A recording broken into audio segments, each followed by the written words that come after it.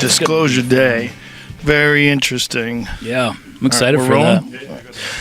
Yeah, he was always like way ahead of the curve when it comes to the whole UAP, UFO stuff. You know, with Close Encounters of the Third Kind, he had that French scientist that was essentially modeled after Jacques Vallée. Yeah. He's always been... I would love to talk to him. I wonder how much he knows. Is that an accident? Was he fed some information? Was he a part of Disclosure the whole time? That's what I've always wondered. I mean, what does that mean, right? Because there hasn't really been disclosure. No, but it has to be a slow process too, right? You think so? I don't think... I mean, the whole idea is that they're just sort of normalizing it, right? Mm-hmm. Neuro-linguistic programming, they call it, where you're slowly getting people accustomed to these ideas. Like the aspects of Close Encounters, for instance, where you have the radiation burns on the guy's face. You have a time travel component where these World War II soldiers get out of the craft with the little beans and the bigger bean. And I mean, just seeding our culture with those little bits of information that might help later on down the road. That was like in the 70s, wasn't it? Like, when was Close Encounters? Yeah, I think it was. Was it the 70s? Late 70s, early 80s, maybe. Yeah. Either way, I mean, like a lot of stuff he's done. Like I rewatched what was it? Jeff Bridges' Starman, I think. There's a lot of elements of Disclosure in that, too. Like, I think there's just, I don't know. I mean, obviously we don't know who's pulling the strings. We don't know what's going on. We don't know who's in charge. But it does make sense that if there is this thing that they know about, that we're supposed to know about, leak it out, do it slowly, get it in our culture, get it in our media in different ways. You know the Hal Puthoff story, right, with George Bush? Do you know the story where they were talking about... Okay, Hal talked about it on my podcast, but he also talked about it in the Age of Disclosure documentary where they brought in him and a bunch of different prominent thinkers. I watched that episode, and I watched the doco, So too. To people that don't know, I'll just explain it. So they brought in him and a bunch of other prominent thinkers, and they had... They sat them down and said, essentially, we have recovered crashed UFOs. We have biological remains of these creatures. We are considering releasing it to the public, and we want to make an assessment of what are the pros and what are the cons.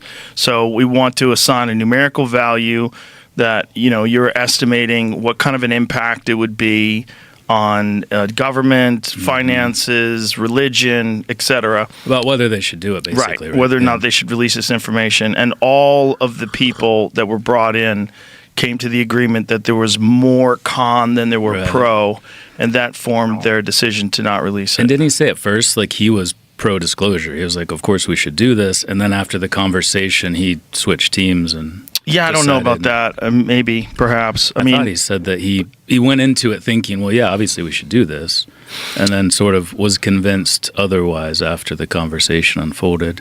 Yeah, how could you be convinced? Like, whose decision should it be? If some people know, everyone should know. Yeah, it's a humanity decision. I don't think it should be in anybody's hands to decide whether or not this information gets distributed. And the implications, too, if they have 0-point energy.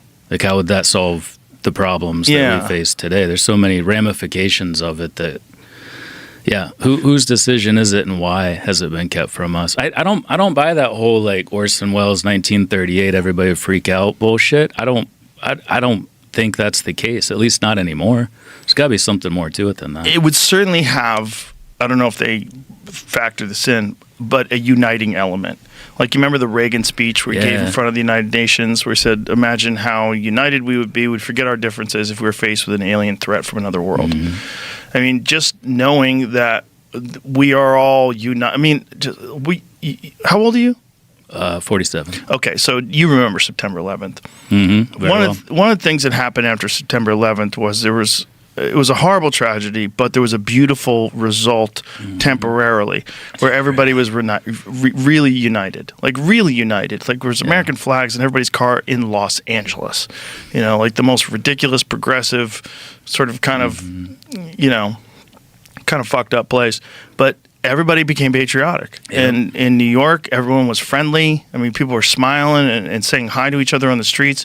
We had all decided that we were together and that we were faced with a real threat and that we had to be united. And I remember it well. Yeah, you're right. And then, not to get too weird too fast here, but if there are aspects of sort of an all-encompassing consciousness that unites us associated with the UFO phenomenon too. If we recognize that we are just fingerprints on the same hand, we're all iterations of the same overarching consciousness, if seemingly there is a part of that in the UFO phenomenon. Yeah, so seemingly. how would that unite us as well, even beyond the threat from outside? Like if we did start to understand that we're all part of the same sort of cosmic community. Sounds kind of weird to say that. It does sound weird, but have you seen the Apple show Pluribus?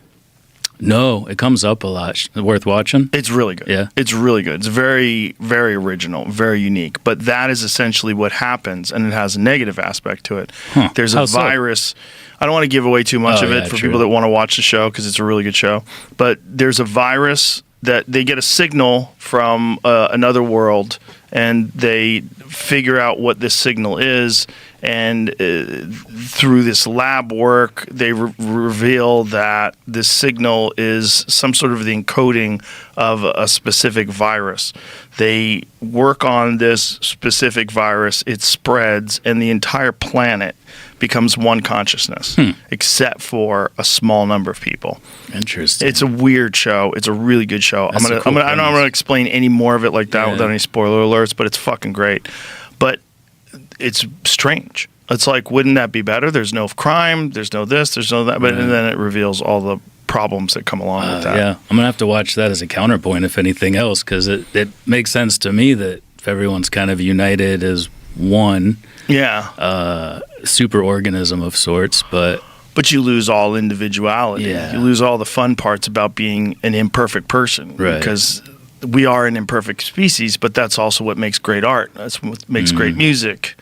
It's what Yeah. makes great fun. the most creative people have the most trauma in their past, from what I've seen. And if you have zero trauma, you probably have sucky art. It's just stick figures and shit. I mean, I wonder if they would even have a need for it. I mean, No, sort because of it's an art is like expression. It's getting your angry out, you right. know? Or your angst or your anxiety or depression, whatever it is. You're getting something out. I was telling my son that the other day. Avi's his name. He's, it's hard being in these bodies, especially going through puberty. You're just like, what is this thing I'm carrying? This little meat suit, And I was like, man, I was the same way, still am the same way. And I picked up instruments. I started painting. I learned to play every sport I could physically play. Like, there's ways to get that out, But it seems like a lot of that does come from just the anxiety and the angst. Sure.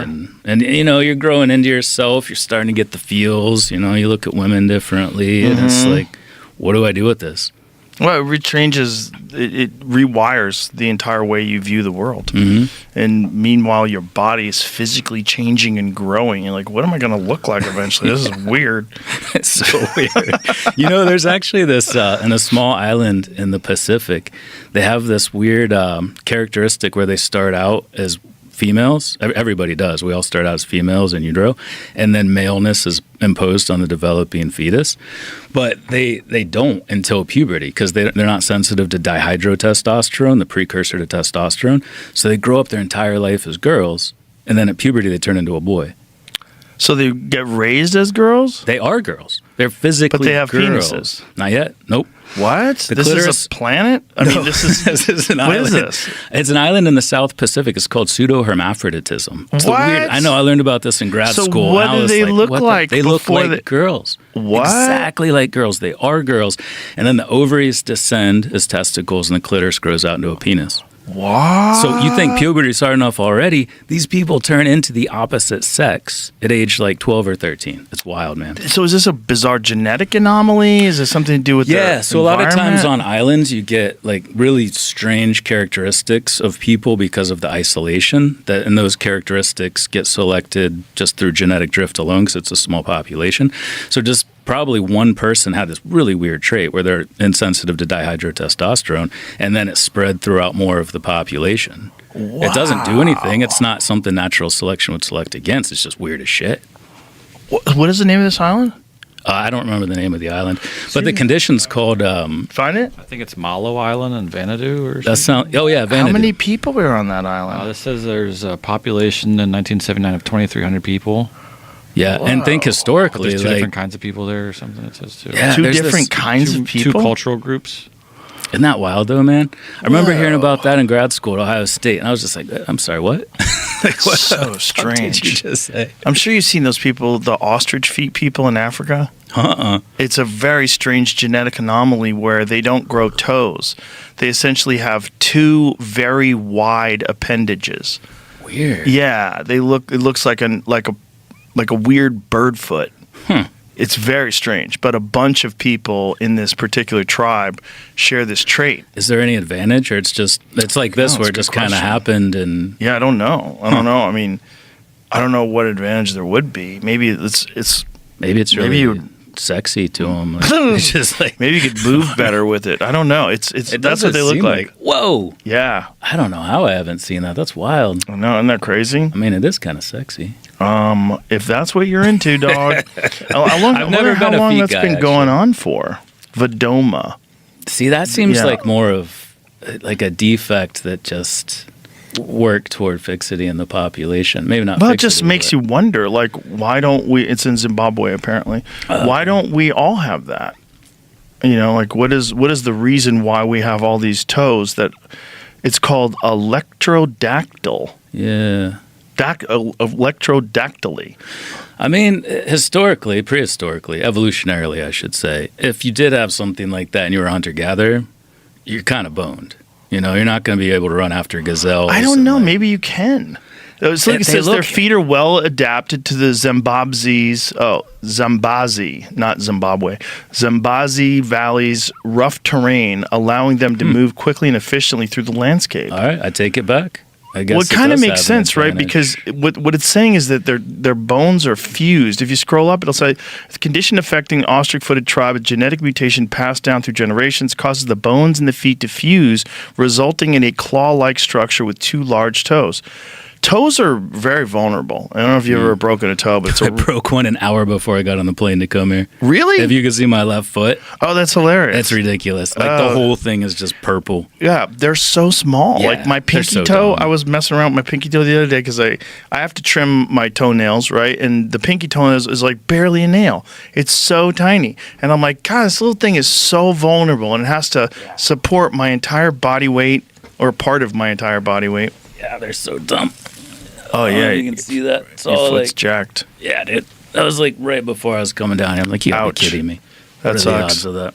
Yeah. Well, I've broken a bunch of toes. It's very, very annoying. It's so annoying. And you would imagine if you had two giant fucking elbow bones down there instead of these bitchy ass little toesies. No, maybe that's why they did it. Maybe that's what they got going on. Kind of makes sense that would be an adaptation. Invincible feet. Yeah. Well, you know, we're so vulnerable. And that's one of the weirder things. Like, so first we should get into what you do because you have a very interesting theory. Tell everybody what your background is first of all. Yeah, all right. That does seem like a good place to start. My background is in anthropology, biological anthropology. My research mostly focuses on evolutionary anatomy, biomedicine. I've done some archaeology, various places around the world, in Montana. But the reason I'm here, I assume, because according to my friend Matt, we were butchering a mule deer, I think I shot. And I was like, yeah, I got to go to this conference. And I was like, do you want to know what it's about? He's like, nobody gives a shit about what you do other than UFOs, man. I was like, damn it, he's right. Like, I did actually used to do a lot of what I thought was cool stuff. But no, the main thing is that I've become known for advocating for this idea that UFOs and the aliens are actually our time-traveling future human descendants. The Joe Rogan Experience. The 2017 New York Times article, in my mind, made that was a big shift because when the New York Times is reporting about it and saying that this is major news and this is real and there's video evidence that they can't ignore, when you talk to high-level people at the government and people like Commander David Fravor, who had that infamous spotting off of the coast of San Diego, when you hear about people like that are very reputable, it starts to change the conversation in a lot of people's eyes. Right. See, it used to be that one person would see something in the sky and say, look, Martha, look, there's something up there. Now things have changed. Now we have multiple sightings by multiple modes. That is the gold standard. the gold standard for looking for these objects. Not just one person, but several people that are reputable. Not just radar, but visual sighting, infrared sensors, telescopic evidence. Now we have multiple sightings by multiple modes. And so the burden of proof has shifted. It used to be the burden of proof was on the people who believed in UFOs. They saw something, prove it. Now the burden of proof has shifted to the Pentagon, to the military. Now they have to prove that these aren't extraterrestrial. And so I think there's been a sea change in the last just several years. 50 years ago, there was a congressional hearing, and it was coming out of Project Blue Book. And there was a lot of laughter and a lot of jokes about little green men in outer space. 50 years ago, that's the way it was. Now things have changed. Now people are looking at are they a threat militarily? What kinds of sensors do we have? What kind of metrics do we have? We now have frame by frame an analysis of these objects. These objects travel between Mach 5 and Mach 20. That's 20 times the speed of sound. These objects can zigzag, and we can measure the G-force inside this object. The G-forces are several hundred times the force of gravity. In other words, any living person's bones would be crushed by these objects, so they're probably drones of some sort. These objects can drop 70,000 feet in a few seconds. Think about that. It can drop a tremendous distance in just a few seconds, and they can go underwater. This is something that we didn't realize before, but yes, they can actually go underwater. And they also move without creating an exhaust or breaking the sound barrier. So these are things that we can now document frame by frame looking at these videotapes. So for yourself, what was the shift? And how did you feel about UFOs, say like 10, 15 years ago? Well, there is this giggle factor, and it's the third rail, of course, of your scientific reputation, if you believe in these things. But the evidence is accumulating over the last several years. Now, when I was first approached by Carolyn Corey, the producer of this film, A Tear in the Sky, I was skeptical. I said to myself, come on. I mean, 5 days? 5 days you're going to look for flying saucers in the sky? What happens if the aliens are camera shy and they don't show up in 5 days? So I was pleasantly surprised when they actually found something. They actually have photographic evidence of objects that can gyrate just the way the Pentagon has said. And so we now have a sea change. A center of gravity has changed with regards to looking at these objects.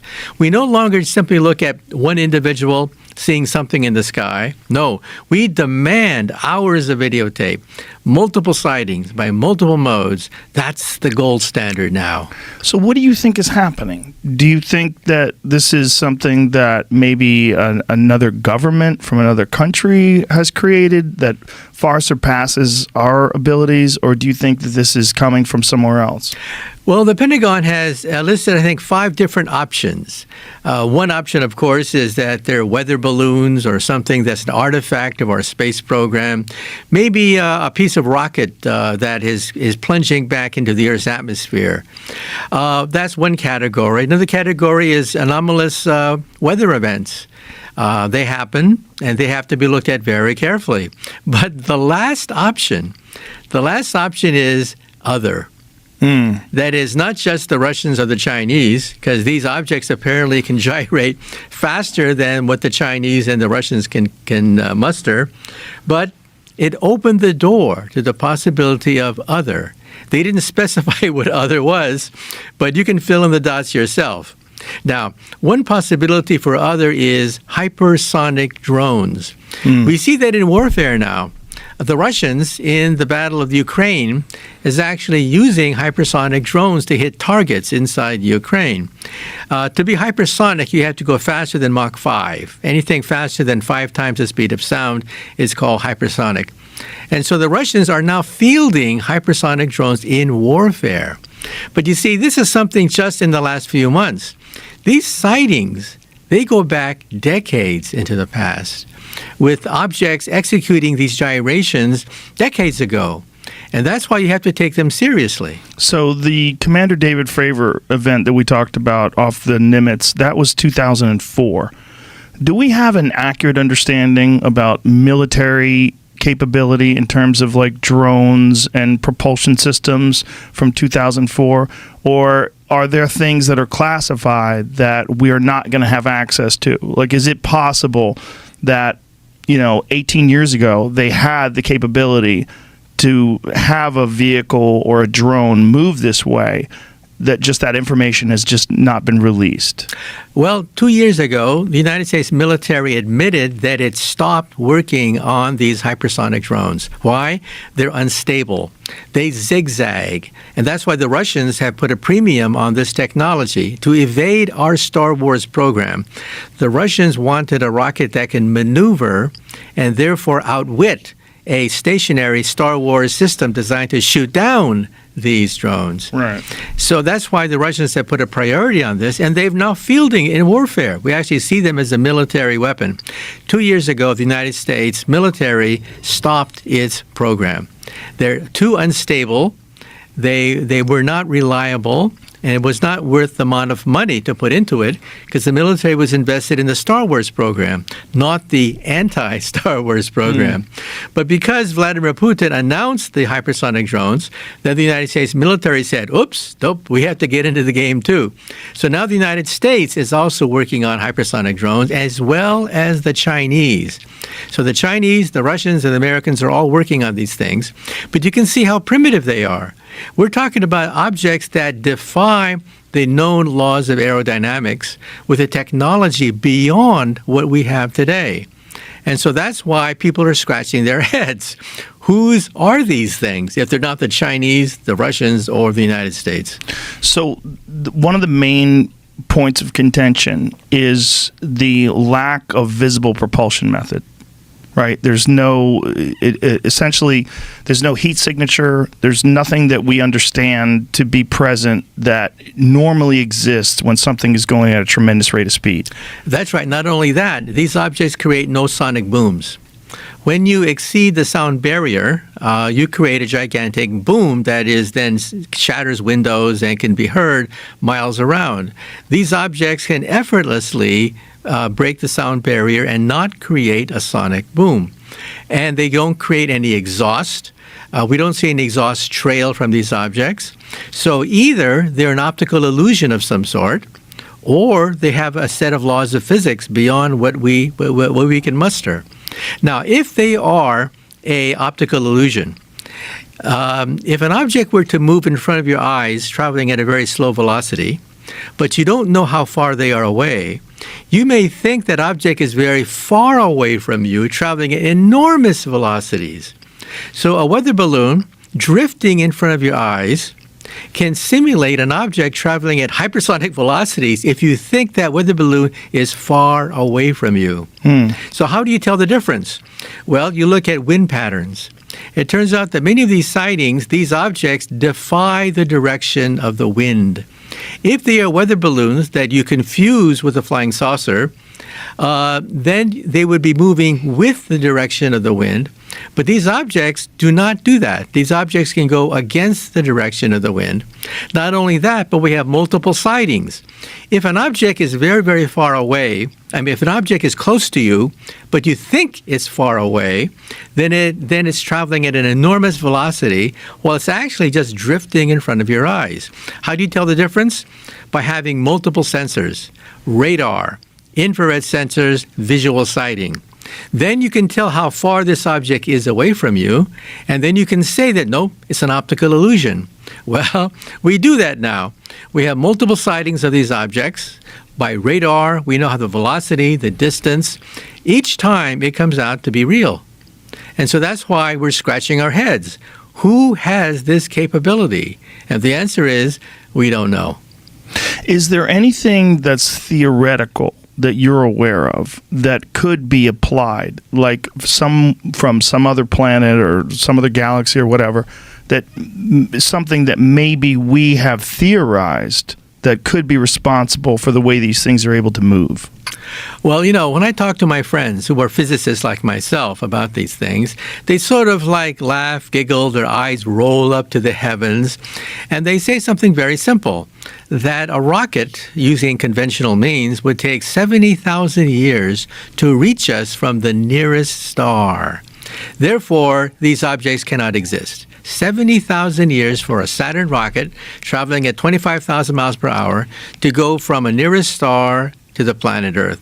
That's why most scientists disregard these sightings, because they defy the laws of Einstein. But isn't that kind of silly? Isn't that kind of like saying, like, you know how long it would take you to get a horse from Los Angeles to Sydney, Australia? Isn't that kind of like saying that? Exactly. And that's why I say that assumes that these aliens or whatever are maybe 100 years more advanced than us. But open your mind to the possibility that they are 1,000 years more advanced than us. 1,000 years is nothing compared to the age of the universe. Right. The universe is about 13 billion plus years old. That's how the age of the universe. And so the age of a civilization, just a few thousand years ahead of us, that is just a blink of an eye to the universe itself. And once you go to higher energies, the laws of physics begin to break down. The laws of Einstein and the laws of the quantum theory break down at something called the Planck energy. Why is that important? That's what I do for a living. I work on something called string theory, which lives at the Planck energy. The Planck energy is 10 to the 19 billion electron volts. That is a quadrillion times more powerful than our most powerful atom smasher outside Geneva, Switzerland. Any civilization that could harness the Planck energy would be able to become masters of space and time. Space and time as we know it become unstable at the Planck energy, which is far beyond anything that we can muster here on the planet Earth. So, we physicists theorize, how advanced do you have to be to access the Planck energy? Well, we rank them. The Kardashev scale says that there could be type 1, type 2, or type 3 civilizations. A type 1 civilization is maybe 100 years more advanced than us, to maybe 1,000 years, sort of like Buck Rogers or Flash Gordon. They control the weather. Volcanoes, earthquakes, anything planetary, they control. That's type 1. Then there's type 2. Type 2 is stellar. They harness the power of an entire star, like Star Trek. Star Trek would be a typical type 2 civilization where they manipulate entire stars. Then there's type 3. Type 3 is galactic. They roam the galactic space lanes. They play with black holes, like the Empire of the Star Wars series would be a typical type 3 civilization. Then the next question is, what type do you have to be to harness the Planck energy? The energy at which space and time become unstable, where wormholes may develop, gateways through space and time, portals through empty space. You have to be type 2 or most likely type 3. Then the next question is, how long will it take before you become type 3? Well, we are maybe 100 years away from being type 1. We're maybe a few thousand years from being type 2, and we're maybe 100,000 years from being type 3. And 100,000 years is nothing on a galactic scale. The age of the universe is, as I said, over 13 billion years old. And so once a civilization reaches the Planck energy, that is a type 3 civilization, space and time become your playground.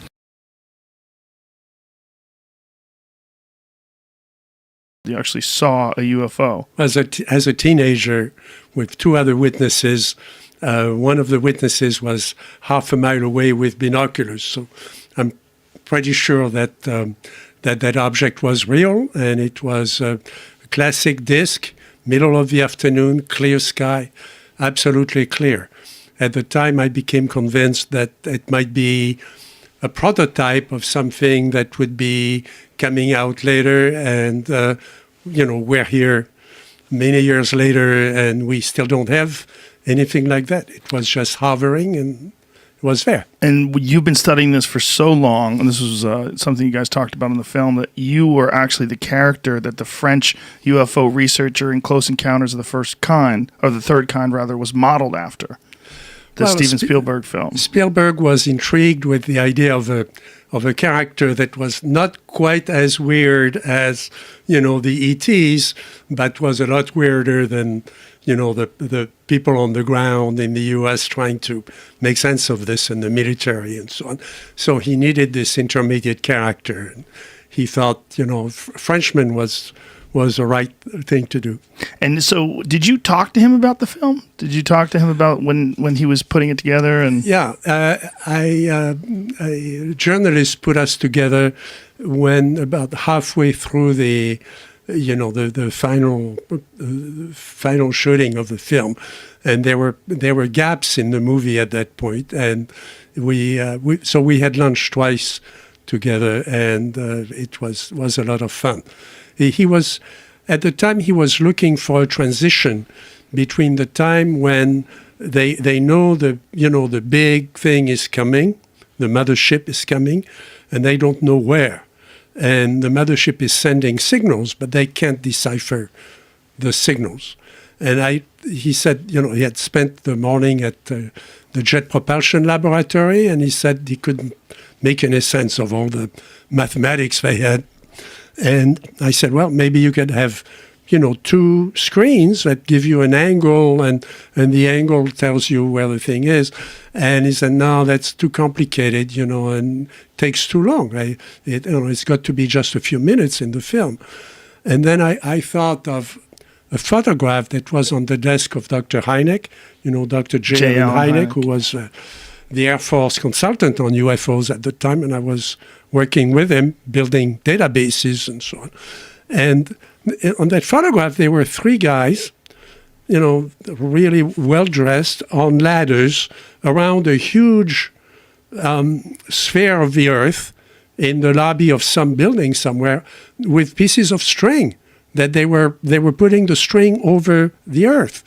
And I told Dr. Hynek, I said, Alan, what's the story behind this? And he said, well, when the first Sputnik was launched, October 57, nobody had a computer program to compute an orbit, but they knew where the Sputnik had been seen. Nobody expected the Russians to come up with this, and they needed to know where it was going next.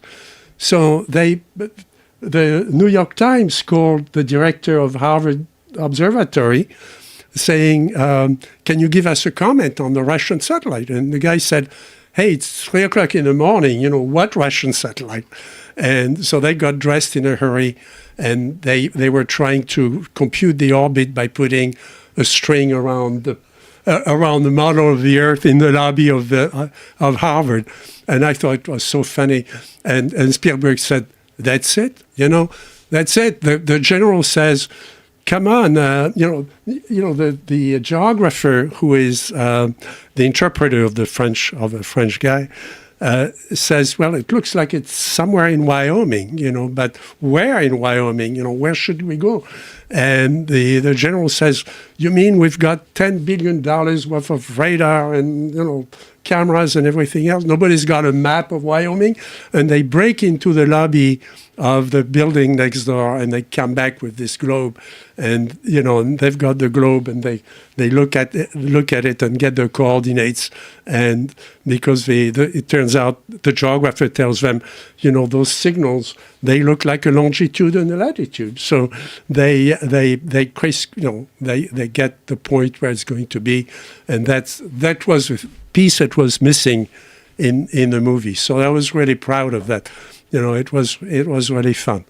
Well, also, it's the one funny part in the movie. Yeah, it's a great movie, and it is probably the movie that got me most excited about UFOs when I was a kid. And I remember thinking, if UFOs were coming here from another planet, one thing that I remember thinking is, why would they even bother talking to the government? Like, what do they care who the government is? Like, if I was looking at an ant colony, I'm not going to ask the ant colony which one's the elected official that's in charge of all the other ants. You don't give a shit. You're just like trying to study the ants.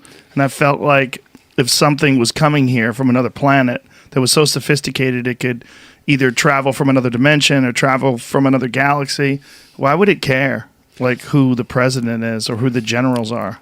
Not only that, but the witnesses don't talk to the government either. By now the witnesses are tired of being ridiculed by scientists and and told that those things don't exist. So they don't talk. So they'll talk to people like you, people like me, because they trust. They trust me.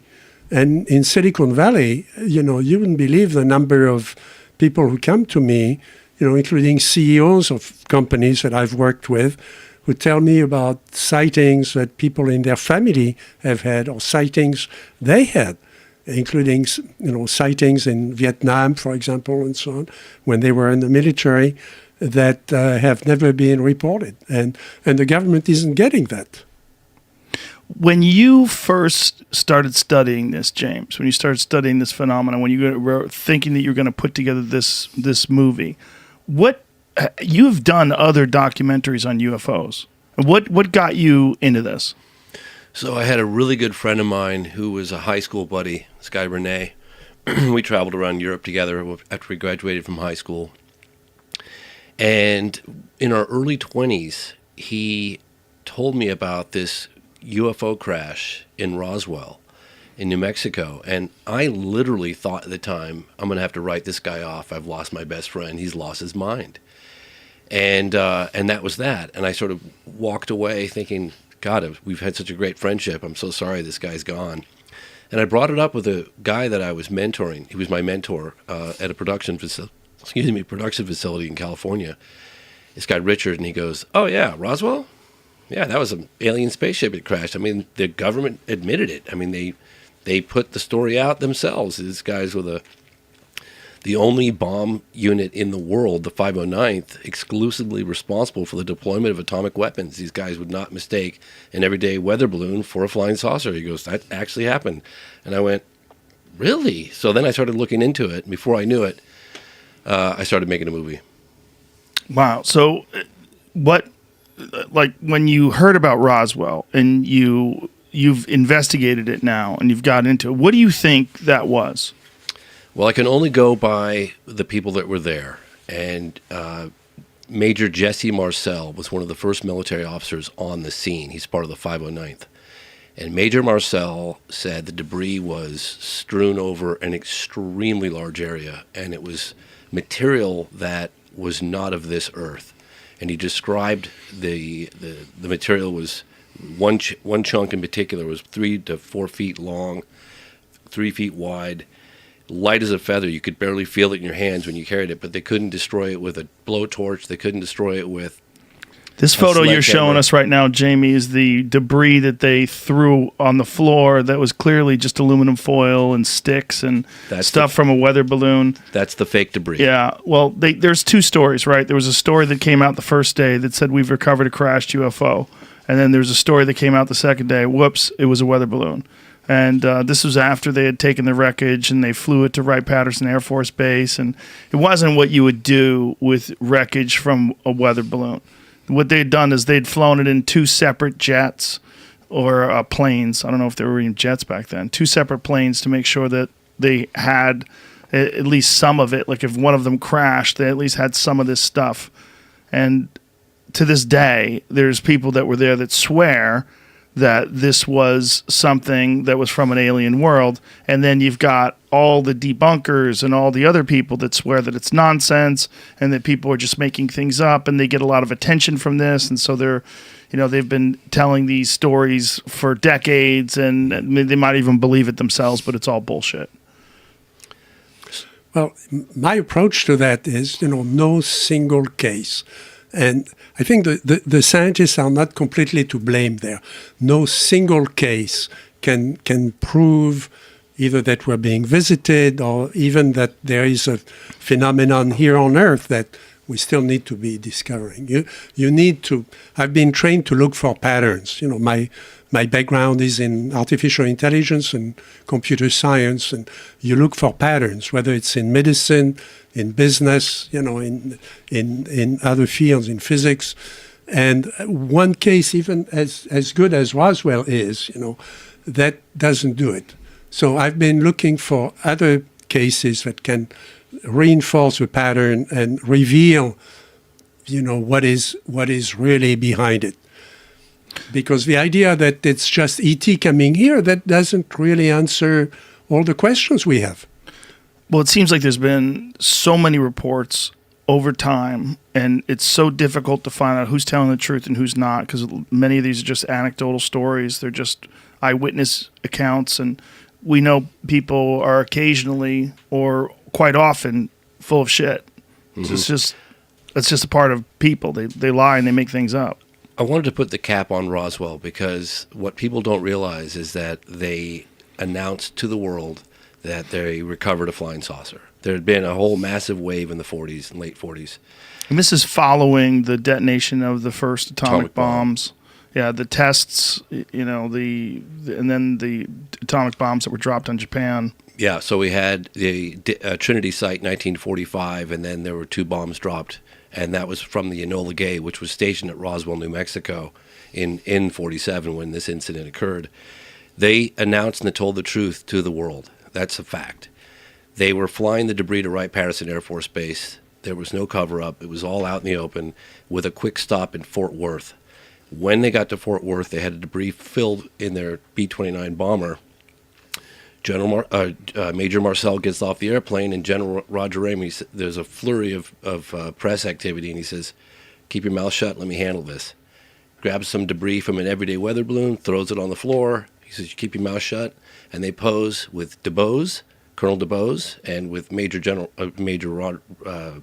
Marcel and General Ramey. 2 out of the 3 people came clean on camera before they died and said that was a fake press conference, that was fake debris. What we recovered was the initial story that came out was true. It was not of this world. Now, what is the current understanding of what happened to that debris?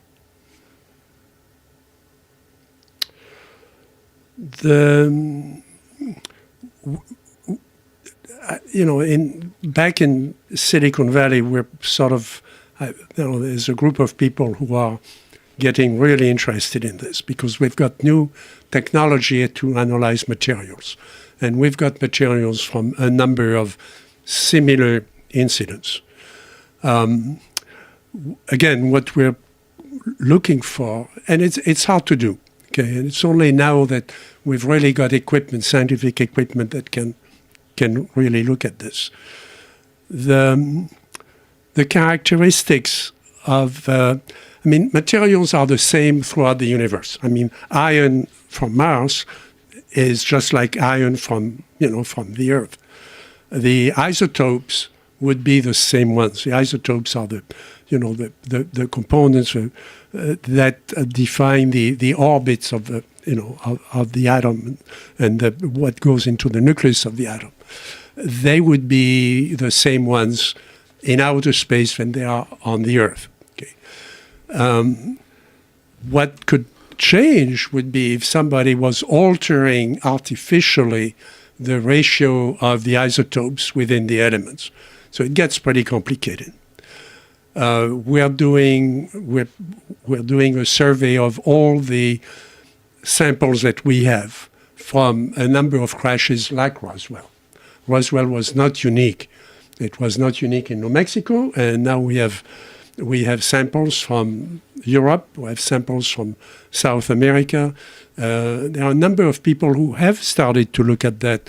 There were publications by a professor from Stanford, Professor Sturak, 30 years ago, about material recovered from Brazil, where, again, the isotopes were measured.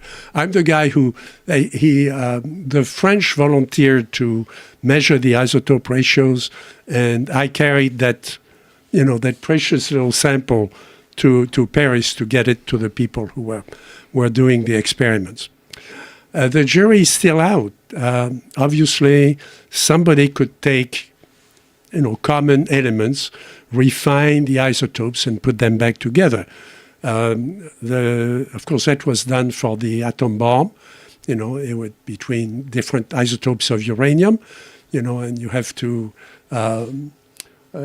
differentiate between, what goes into really making the bomb. And now you can buy, for medicine, for example, you can buy radioisotopes in small quantities, but they cost, an enormous amount for a few grams. So if we find that some of those samples have been altered, that's a revolution, because it means that there is somebody somewhere, either on Earth or off planet, who has a technology to do that. I came through the toxicity of the UFO community, which is like so bad, and I thought it'd be a lot of kooks, but also just like a lot of bad actors and hackers and people that want to, one thing on the UFO subject actually, which I do think is worth noting, because like I said to you, I think I'm one of the first people that you've had on that had to actually make their way through the social media interactions, and one of the things that a lot of us noticed, and have to give credit to a couple of people like Red Panda Koala and Tupacabra on Twitter, two very good researchers that have been highlighting this, is that when the whole kind of 2017 narrative and Lou Elizondo and Chris Mellon, all these guys started coming out, obviously we were all extremely excited about it. Over time, there were some issues, like some contradictions. Lou Elizondo especially has contradicted himself quite a lot, and some of us started to get a little bit suspicious of these people and just started asking questions. It didn't take long for us to be targeted by a pretty significant network online of people that were trying to hack and dox us, and people like, he hasn't put his actual name out there, but people like Red Panda Koala was doxed online, had his family house put out online, photos of his underage sister put out online by a group of individuals who are all very closely connected to Lou Elizondo.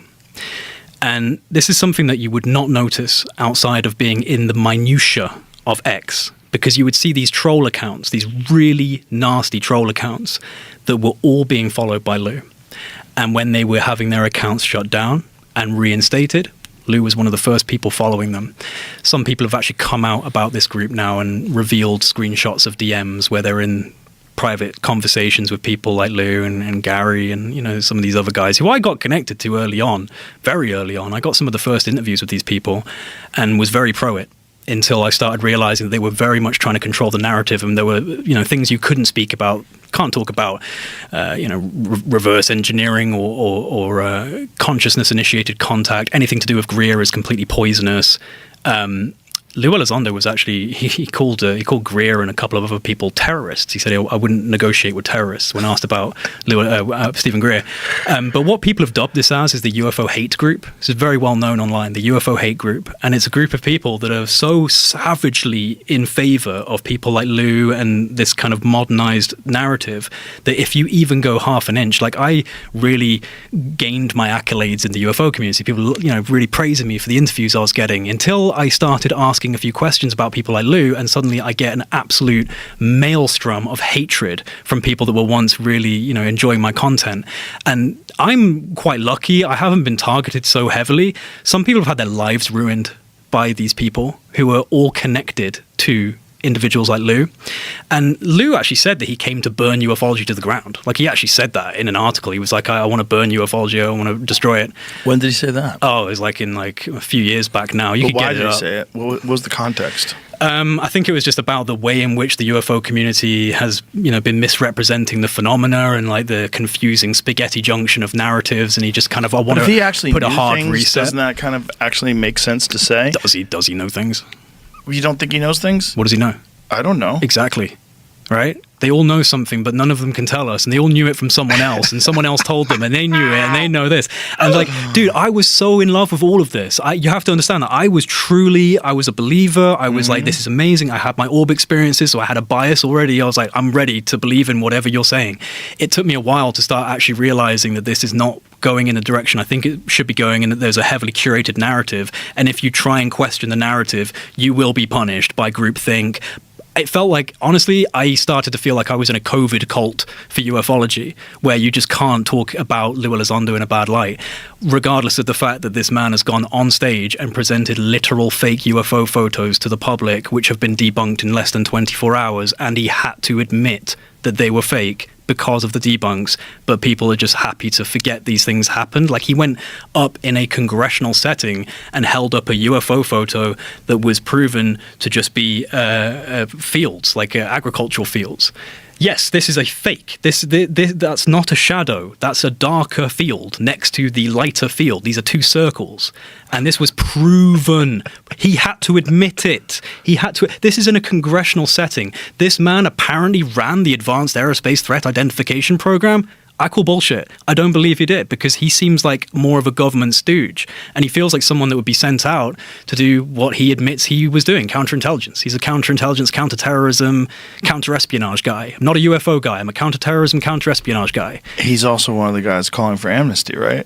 Oh, how surprising. Yeah, exactly. Color me shocked. Yeah, no, he is. Like, color me shocked. Does he say that in because a lot of them do say it. I want to make sure that he actually said that. I don't know. In the Age of Disclosure I'll be perfectly documentary. honest with you, Joe. I haven't even fucking watched it because I'm just not interested in that element of the UFO subject anymore. I've been burned by these guys. I've had Gary Nolan emailing me like, why aren't you on the team anymore? Why don't you be a team player? It's like, because you're literally telling me that I can't tell my own fucking truth. You're censoring me and saying that I'm not being a team player just because I have questions. What were they censoring you about? What in particular? Well, I was... Or attempting to get you to stop talking about, specifically? Primarily, there seems to have been a bit of an issue with the way that I've been talking about Lou and his association with ATIP, because I think that ATIP was actually a cutout. It wasn't a real program, and it was a cutout that was actually created for To the Stars Academy. And ORSAP, which was more of a kind of, precursor program, wasn't being run by Lou Elizondo. That's the Advanced Weapon Application Space Program. I forgot the actual acronym now, ORSAP. ATIP is meant to be Lou's, and I just think that I have to be careful, but a very prominent journalist in the UFO community literally told me that Lou told him that this was all created for To the Stars Academy as like a way to, generate an understandable structure. Here's this guy. He's running ATIP. I have an issue with the idea that someone like Lou Elizondo can go to the New York Times and say that the Secretary of Defense wasn't being briefed on UFOs, and I'm the one that was running a program when people like Julian Assange and Edward Snowden are being thrown to the wolves for just revealing standard national security issues. This is meant to be even deeper, right? It's a black budget. This guy can just roll out to the New York Times. Seems a little bit planned. Seems a little bit curated and forced. So I started asking those questions, and especially when things like this were happening, where there were discrepancies, where he's bringing up images that are being debunked. I was like, who is this guy? Who is this guy really? And then his book comes out, and he's talking about being the torture czar in Guantanamo Bay, and the people there called him the Darth Vader of the United States. This is in his book. That he admitted they called him the torture czar of Guantanamo Bay because he ran Camp Platinum at Guantanamo Bay, black site, CIA black site. Whoa. Yeah. So, he actually had in his book that he was known as the Darth Vader of the United States by certain people and the torture czar of Guantanamo Bay. I don't really trust people like this who, waterboarded people for a living and are now trying to tell me what's going on in the UFO subject. Let's ask this question. What purpose would there be to muddy the narrative if you wanted to have a government agent come out and have what you're claiming is like a fake disclosure, like a government narrated disclosure? What would be the purpose of that? What are they all asking for, Joe? Money? Amnesty. Amnesty. And what was happening before that is you had someone like Stephen Greer just saying these people need to go to jail. And that was the only big voice in the UFO community prior to Tom Maybe they're DeLonge. offering a window to possible disclosure, though. Maybe. Like, if we give them this fucking amnesty, if we don't, what happens? Nothing. It keeps going the same way it's been going. There's no actual disclosure. We keep talking about it. It gets nuts. It gets to the point where it's driving you crazy. Like, I don't even want to hear about any fucking UFOs until you show me one. But if it's a real subject, and the only thing that's keeping us from learning this real subject is that. And so they're trying to push out this narrative of amnesty. I'll bite. What are we talking about? I think for me, again, coming up through it and just seeing how these people actually act when you challenge them, and the fact that there were absolutely organized groups of, quite frankly, quite mentally unstable people that were very easily misled into believing they're important, right, who were getting brought into these signal chats, these private group chats, and I'm in touch with Lou Elizondo. I'm one of those guys. I'm being brought in, and they tried to do that. Yeah, idiots. Useful idiot, and like there's a lot of them, and there's a few people out there that are extremely dark individuals. Like we're talking talking like, connected to all sorts of weird Satanism groups, and Lou's just there with selfies, like hanging out with these guys. Like, he's a dodgy dude. I don't care. He's like, I'm freaked out even saying this on the Joe Rogan. He's like, he's gonna remote view my brain or something. But at the same time, he is a dodgy guy. Like, he's shady. But you do believe in the existence of these things, dude. I've had orbs hover over my house. Right. Like, yeah, like a reverse engineering. What you think is that there is a clear decision somewhere in our government to muddy the water and to put out this narrative that these whistleblowers are trying to tell everybody. So to slowly trickle this stuff out there and then float out amnesty, yes, which is a big part of the Age of Disclosure documentary. Really the first time I've ever heard anybody like where everyone uniformly talks about that one particular subject. Yeah, like I think that's the goal, is to create a curated soft disclosure that does the very best to paint the government in the best possible light and allows them to actually kind of not face too much punishment for what's been going on in the legacy programs. Again, if you only had someone like Stephen Greer out there, he was offering a completely different thing. We need to punish these people. Like, they are criminals. Right. They've ruined humanity for 100 years of stagnating technological progress. You got a little testy with that. Should have taken a little softer tone. Sorry. No, I'm saying with him. Maybe if he did that, maybe they would have not been so defensive. Like, fuck, they want to lock us up. Yeah, but that's it. That's why. But as soon as you say you're going to lock someone up for what they did, they're going to say, I didn't do anything. Yeah. And they're going to keep saying that. But that's why they got rid of him. Yeah. That's why they got rid of him. That's why Gary Nolan, who was originally with Greer, then changed over to Two Stars Academy, and they poached quite a few people from his team and brought him over to TTSA. And he became a pariah. Again, he says a lot of things that, quite frankly, I don't agree with. But I just think that basically they tried to overtake the narrative, and they needed government representatives to run this. And it's how they do everything. Why would we be shocked that they do it about something this important? Well, exactly. Especially if there is lying to Congress, misappropriation of funds, and for sure some fraud. For sure, you're talking about a shit ton of money. One thing that does interest me, though, is the ARV, the Alien Reproduction Vehicle, the Fluxliner. Have you heard of this? Oh. You know about Mark McCandlish and the Alien Reproduction Vehicle? Oh, well, that's something you should know. If you type in ARV Fluxliner, you'll get this image right away.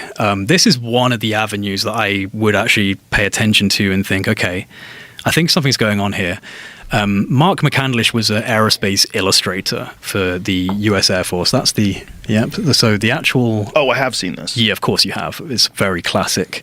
And that one that's blue with the writing all over it, that's what was held up at the 2001 National Press Conference organized by Dr. Stephen Greer. Again, this isn't new. To be fair to Dr. Greer, he brought over 50 witnesses on live television during the National Press Conference, and one of them was Mark McCandlish, military illustrator who drew this sketch.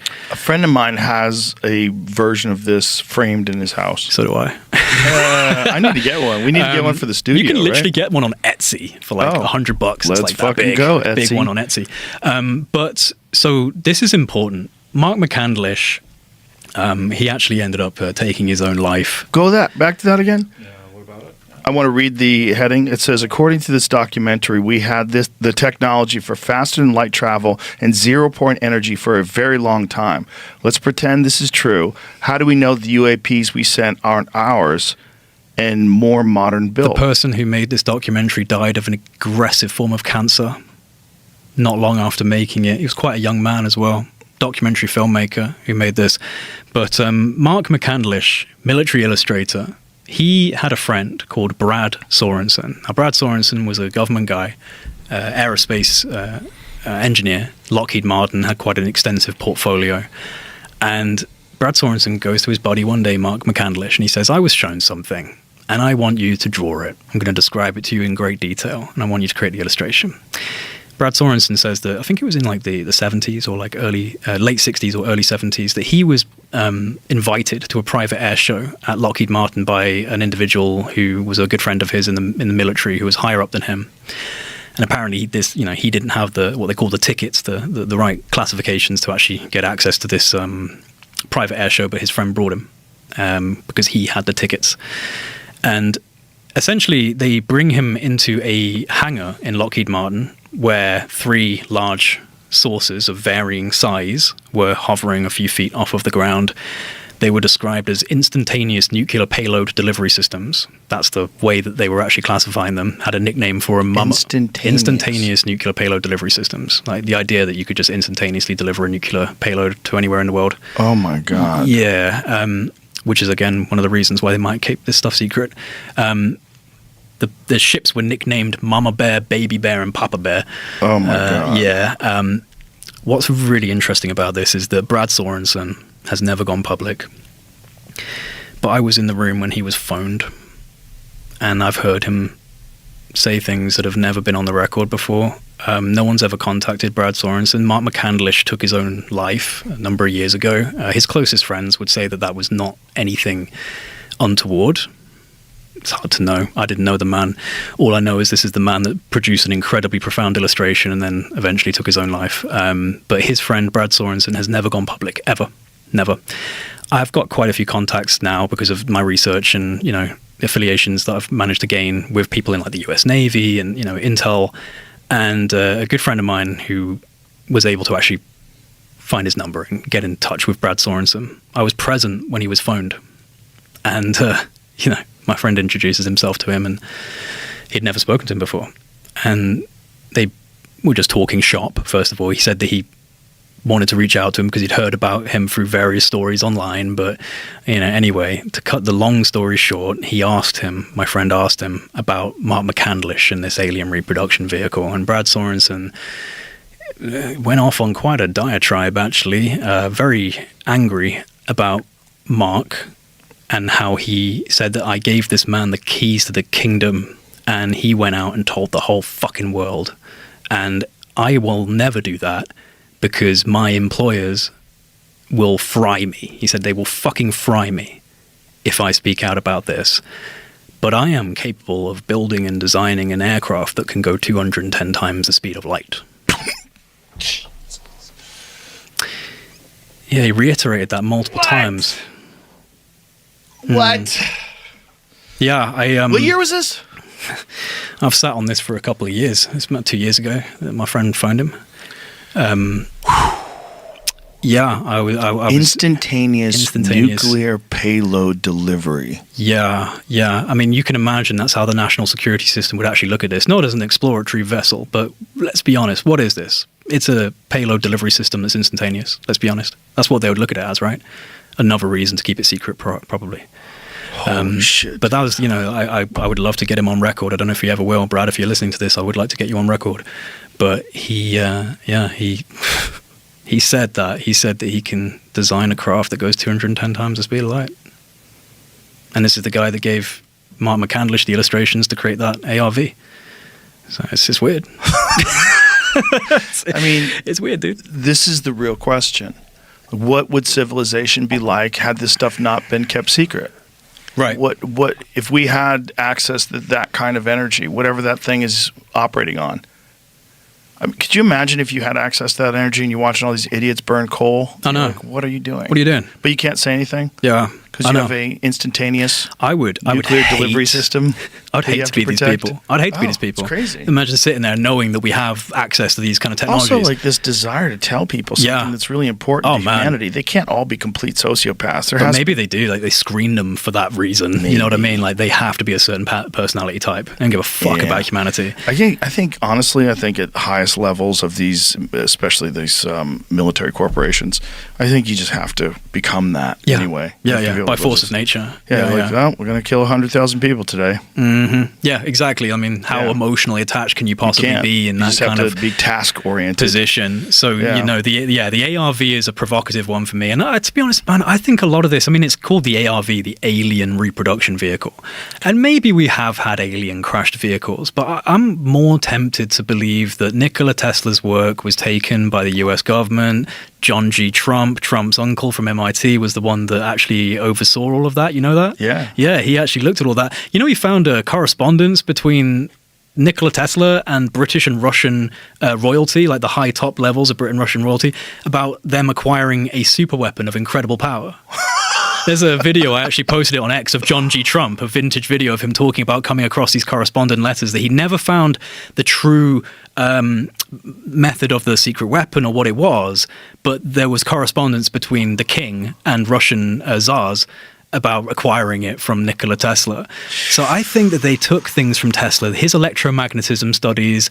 I think people like T. Townsend Brown, these original ideas of being able to use field induction to create positive lift. This is something that was being looked at by humans. You don't need to invoke flying saucers crashing from Alpha Centauri for that. Maybe it happened, but I would be more on the line that we've done it ourselves. We've done it ourselves. Some of it. The Cold War happened. Cold War paranoia, and we've never got rid of it. All the iron walls came up around that, and it's a case of how do we kind of get rid of all this legacy program, stoving and stovepiping because of Cold War paranoia. It's too late now because we're in 2025, and you've got to try and tell us that you've got 0-point energy. Right. We've been flying around in fucking Wright Brothers planes for 100 years and shit. Like, are you kidding me? Like, it's not going to go down well. So amnesty, right? Yeah. Amnesty. Fuck, it might be the only way. It might be the only way, and if it is the only way, that's fine. But like I said, it sucks that they're not going to get punished for crimes, but so what? So what? At least we are not being punished by being withheld. Exactly. Information being withheld that I think would change the course of humanity in probably a fantastic way. But I feel like the world would have to become a more heavily controlled place for these types of technologies to come out. Do you know what I mean? Like, I was trying to wrap this up on a high note. Digital ID coming up. Well, that's all I'm saying. Like, the control structures around something like free energy would have to be quite profound because of the things we were saying about some psycho with a ZPE device. Exactly. Look what just happened in Bondi Beach in Australia. Imagine if you have access to that. If everybody has access to that, especially off the internet, you figure out how to design one. It's not that hard. The world will have to become a more restrictive place for these things to come out for public benefit. Jay. They're behaving in ways that don't make any sense with propulsion that we do not understand, and these are real. Yeah. And this is New York Times. Like that was so many people texted me after that and called me after that because they know that I'm a UFO nut. Yeah. And they're like, hey, man, this might be real. Like serious people that I'm friends with. Yeah.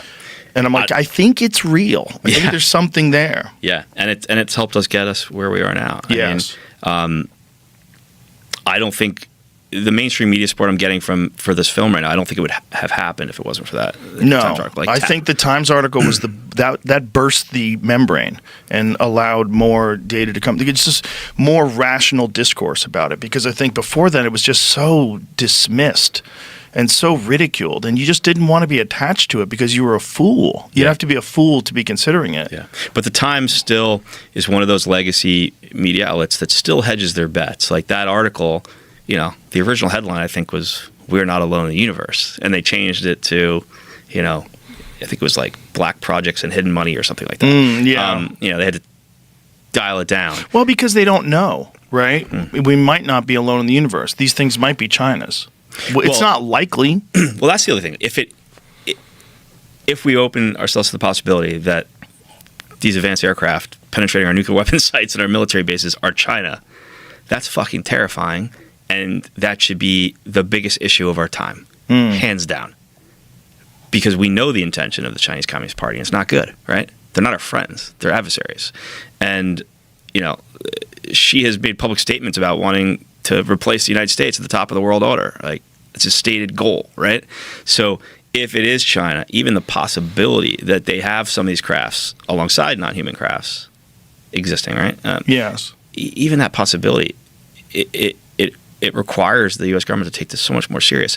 Here's an analogy that General Jim Clapper made to me. He was the director of national intelligence. He's in the film. He's like, before 9/11, we didn't put the right amount of money towards counterterrorism. And we weren't properly sharing information in the intelligence community.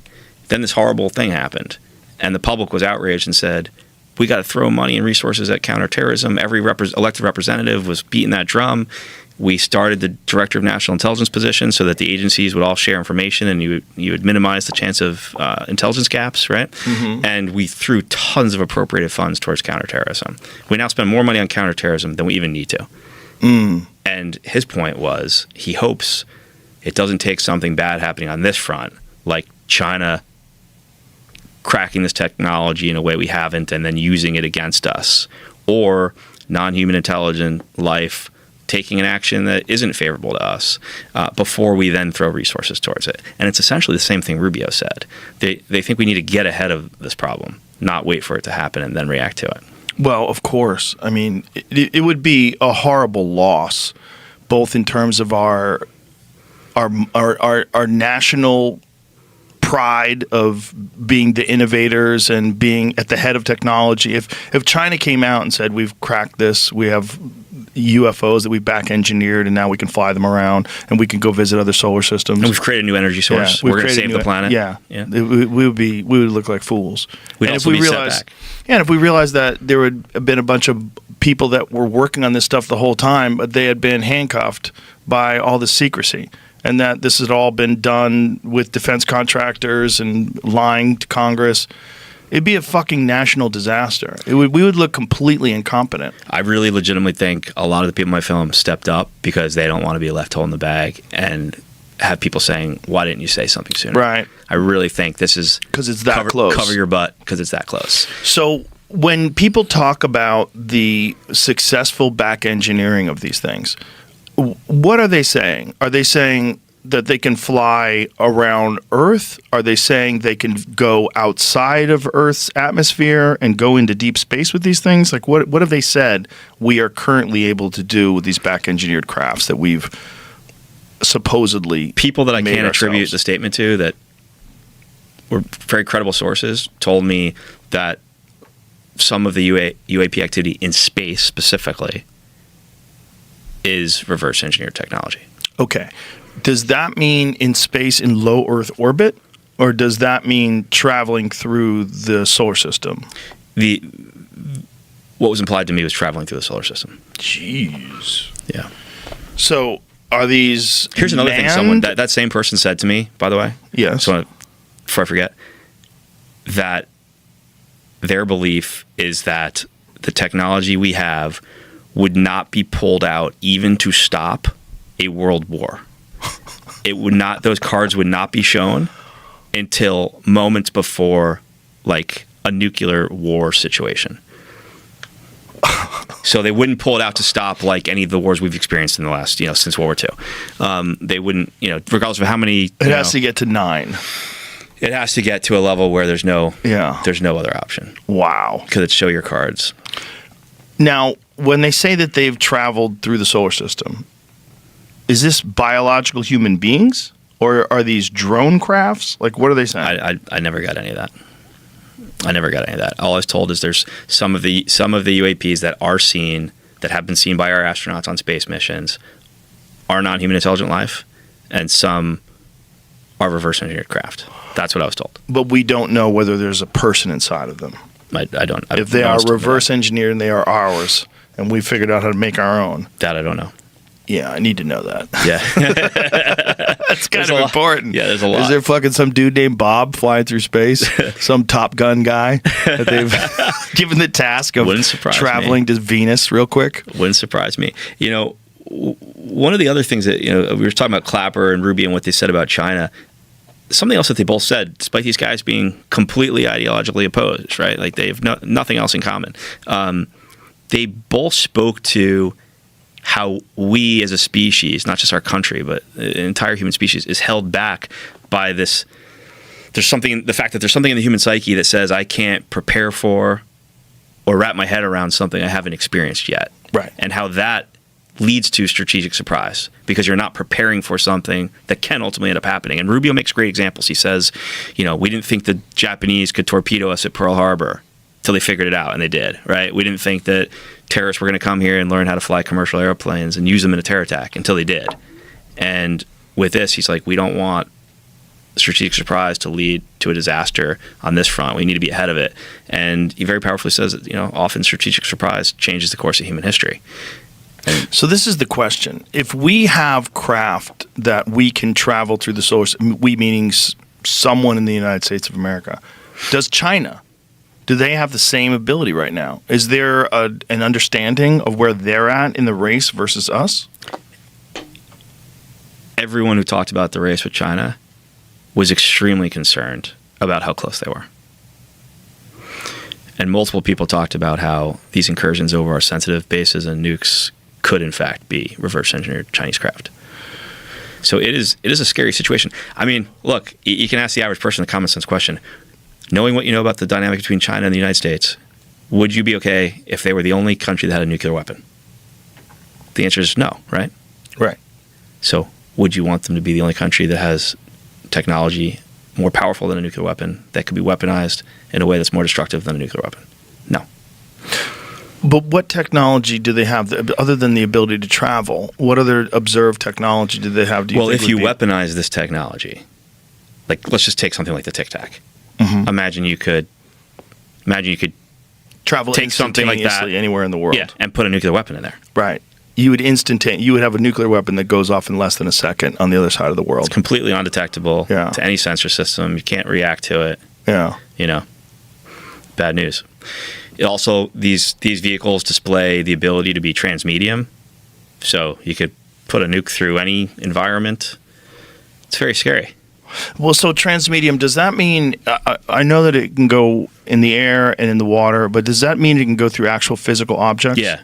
So this is one of the things in one of the crazier Jacques Vallée stories that I've read a few of his books. And one of the more bizarre ones, this woman found this object on her property, some large property. I want to say it's Nevada. I forget where it was, California or Nevada. But anyway, this egg-shaped large object, and that as it took off, it flew through the trees. Yeah. She said it didn't disturb the trees; it just went right through them. Yeah. So that's, I mean, look, one of those. If you remember in the film, there's this great scene where Hal Puthoff and Eric Davis were two of the senior scientists involved with the government UAP programs. They break down how they figured out how these craft work and how they are warping space-time in a localized area, and they're basically creating a bubble that the craft operates in. And the bubble separates the craft from the environment around it. The environment becomes irrelevant. So it can move through physical space, could move from air to space to the water, frictionless, there's no splash. Like the environment outside the bubble is irrelevant. They're creating their own space-time essentially. They're warping space-time and creating a bubble around the craft. And when you start to think about how that could be weaponized, it's really terrifying. And what is he saying that they're using? Like, how are they? He's saying that they're creating an immense amount of energy in this localized area to create the bubble. And there's two prevailing thoughts on how that energy is created. One is they're tapping into so-called zero-point energy, which has only been theorized at this point by humans, right? Or they're using quantum entanglement to pull energy from a far-off source to the local area, the bubble. And that's what they figured out. And do they have any knowledge of these generators or how they're acquiring this amount of power, or what they're using to, how are they harnessing zero-point energy? No. But if we've got one and we've back engineered it successfully, clearly someone must know. Yeah. So someone knows. Look, Hal and Eric got very close with the scientists in the Legacy program, and were sharing information, and that got shut down by the CIA. So before it got shut down, they learned a lot about what we've been doing secretly and what we've been figuring out. Jeez. So it's the fucking CIA. Well, look, the film reveals that the Legacy program, the craft retrieval reverse engineering program, it has several elements. It's elements of the Air Force, it's elements of the Department of Energy, it's elements of the CIA, and it's defense contractors. And the CIA is the quarterback of the whole thing. The Air Force is used for recovery, like field work, essentially. They have the teams that can, react fast and go to a site and collect materials and classify it, and they have the aircraft to bring it back to a base. The defense contractors have the technology, know-how, and the engineering skills to do the reverse engineering. The Department of Energy has laws that can be used to classify the material outside of the president's reach and Congress's reach. They also have people who are experts at anything that gives off a lot of radiation and energy. And then the CIA quarterbacks the whole thing. Think of them as like operational control. And this is revealed by a number of people in the film, and every single source I talked to. There were a lot of people, Joe, that I talked to in very senior positions that thought the film was important and the only way to bring the truth out to the public, but they couldn't be on camera, and they guided me, filled in gaps for me, helped me understand the lay of the land. There were some people that told me not to interview. There was a couple people that were sent to me. People wanted to trick me into including them in the film, really, because they were crazy people, and I didn't include them. I got tipped off by people. Don't stay clear of that. That's someone's agenda trying to sink your ship. Right. But I had a lot of folks helping. The Senate Intelligence Committee and the Senate Armed Services Committee were extremely supportive, and I really don't think I would have been able to pull off making the film I did if not for their help. And Rubio, when I started my process, was the vice chairman of the Senate Intelligence Committee, and he had already learned a lot about what has been hidden from Congress, and thought that what I was doing was really the only way to bring it out, because none of these people on their own would go out on a limb by themselves and become subject to ridicule. They didn't want to be the one guy out there saying all this extraordinary stuff, right? Not only because there's this antiquated cultural stigma where they could be made fun of or their reputation could be damaged, but there's also this security system around the deeply hidden Crash or Shield program that for years has just targeted anyone who speaks up. And so what I basically put together was a way for them to safely do it and have strength in numbers and be arm in arm with, several dozen other people. And once Rubio leaned into that, I just started getting tremendous support from the Armed Services Committee and the Intelligence Committee. And then Senator Rounds became very helpful behind the scenes. Intelligence officials who worked this topic, like Jay Stratton and Lou Elizondo and Hal Pudoff, were extremely helpful behind the scenes, opening doors, introducing me to people, I think that I think this is really the only way we were gonna get this level of information out, by giving people that safety in numbers. And then after this, it's going to require the kind of amnesty we talked about, because this is only what they can lawfully disclose. There's so much more. So when it comes to underwater stuff, this is what Tim Burchett was talking about when that person was famously interviewing him, and everybody was like, "What? You're just walking across the street casually talking about bases? Yeah, where they're coming out of the ocean? Yeah, it's crazy. What do they think that is? Is that different from what's going on in the sky? No, they think it's the same. They think it's the same crafts. They think so. They have a base. More simply put, if you were here with advanced aircraft and you wanted to hide from humanity, the most logical place is the ocean. Mm-hmm. It's the majority of our planet. We've barely studied it. One of the admirals in my film says we've scanned the surface of the moon in more detail than we have the bottom of our oceans. Yeah, it's crazy how much is unexplored, right? Right. And so it's the most obvious place to hide. There's a lot of activity that happens in the oceans. One of the people I talked to thought they would be in the film and then decided it was too risky for them was a special forces guy who was involved in a recovery of a craft that was in the ocean, and when they were recovering it, a giant craft came up next to them, like a functioning craft, and the helicopter pulled out and they dropped the line and the helicopter took off, and the SEAL was in the water and watched this thing take off, and then he had to be recovered out of the water. And that's crazy. And the craft that they were trying to recover, it went down. Yeah, it went down. And did the big ship take it or anything? Or they actually literally said that. They said it took it and went back down. Yo. Yeah. How big was the big one? They said it was big. Just big. That's the only word they used, to be honest. Yeah. And the guy was rattled because the guy was in the water. The SEAL was in the water hooking a line to this craft. And then when the helicopter pulled out, he said he was in the water just shitting his pants and taking in this extraordinary experience. And then was he wearing a vest? I'm sure he's wearing his like frogman outfit. Doggy paddling. Leave him there in the fucking water. These guys panic and pull out. Maybe the UFO would have let you take it. All these situations are really bonkers. I wonder what would have happened if they were like, "Fuck you, we're taking it." What I often wonder is if any of the guys on that chopper snap video of this thing. There's a lot of video that exists that is either classified at a crazy high level or people are just terrified to share. And that's one of the other things. Like, once we need a declassification process that's real and sincere and rigorously goes through what's there and what can be showed that won't hurt our national security, right? Right. And just start being transparent with the public. This encounter of the SEAL reminded me of another thing that I think is really important and speaks to the accountability issue. There's a number of military personnel and scientists that have worked for defense contractors who have had, and intelligence officials who have had encounters and then end up with biological effects, like real issues, cancer, autoimmune issues. A number of people have died of cancer after being around these things, and that's a whole nother level of accountability. There's people whose medical bills should have been paid for. They shouldn't have been put in those situations.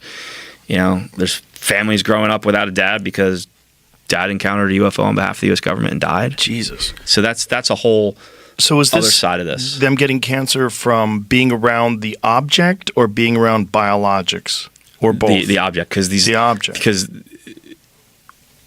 once you understand that these craft are warping space-time in a localized area and creating an immense amount of energy, getting close to it's like getting close to a huge electrical system, or it's bad. Right. That's the Travis Walton story. It's a lot of stories. Yeah, but that Travis Walton in particular, that's what he said happened. He got close to the object and something zapped him, and whether it was an actual like targeted attack or whether it was just a reaction to him being so close to this energy that he was thrown back, knocked unconscious, gravely hurt, and that they took off. Yeah, I've spoken off the record to some intelligence officials who have managed to actually get the government to take accountability and give them anonymous health injury status, AHI status, which has only gone to victims of quote unquote Havana syndrome.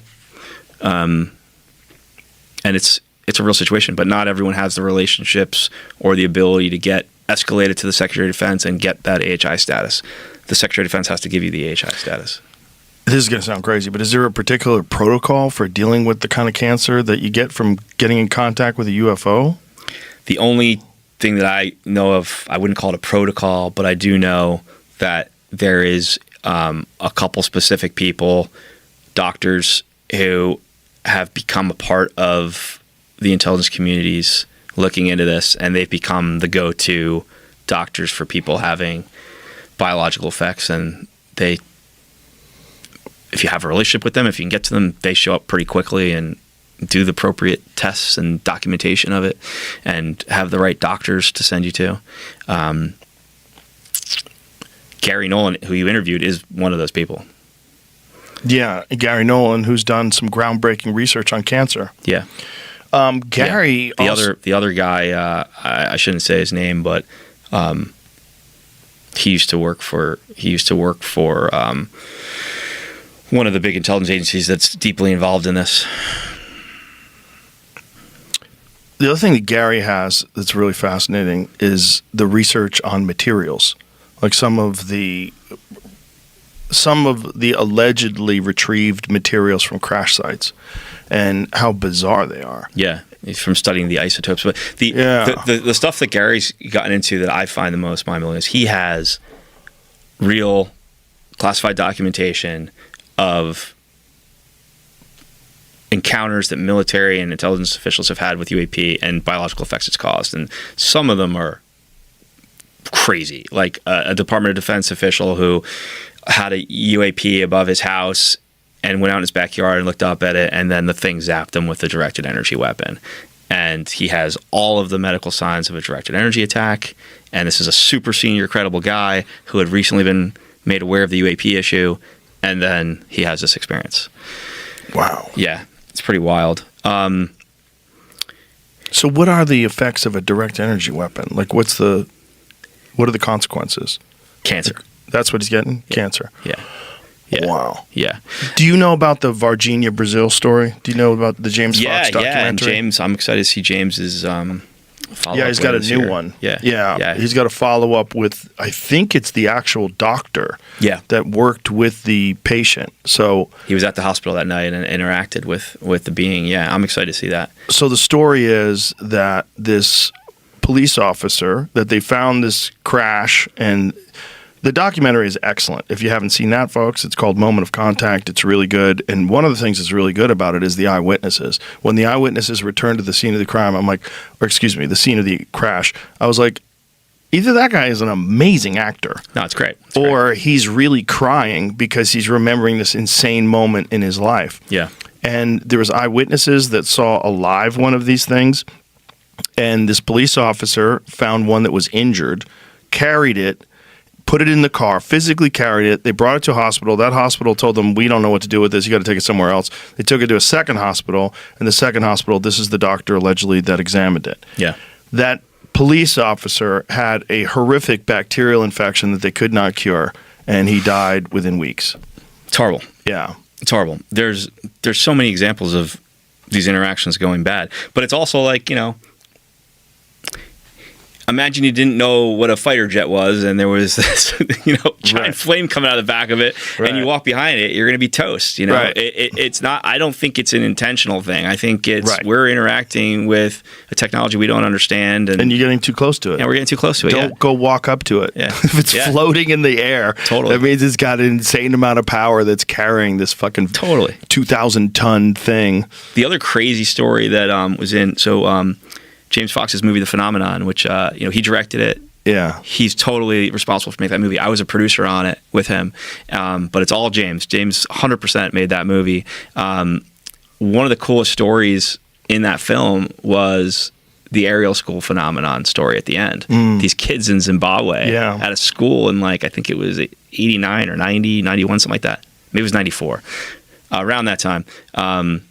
These kids, between the ages of 7 and 13 or something like that, they all saw this craft come down during their recess, and they all say they experienced the same thing. They all saw these beings that looked like they were moving in slow motion around the craft, and they saw this craft take off at thousands of miles an hour after. Years later, they're all saying the same thing. Their stories didn't change. They didn't try to make money off this at all. It's a wild story. But now when you look back at that story through what guys like Hal and Eric are revealing about the warp bubble, do you know what would make someone look like they're moving slow? If they were inside of a warp bubble next to the craft where time and space is moving differently than outside the craft. That's literally what it would do. For the same reasons why the craft in the bubble could just be cruising along, but to us it looks like it's going at these impossible speeds. You're in a different space-time environment. So all these things that people saw at Ariel, in Brazil, they get explained by these reveals that are starting to come out now, and to me that's wild. Seeing how these things all connect. Yeah, it is crazy, and it's essentially this description of the way these propulsion systems work is essentially the exact same way Lazar was describing it. Yeah, which is really nuts. That in 1989, he was proposing that there's some sort of a gravity-defying device. Yeah. And that it was using element 115, and then it was radiated, and somehow or another this is creating this gravity drive that just sends it to wherever it wants to be rather than propels it. Yeah. That the way he described it is like if you took a bowling ball and you put it in a very soft cushion, it would just push through. And that's what these things do. It just pushes through to wherever it's supposed to be. Yeah. Similar. The other explanation is like a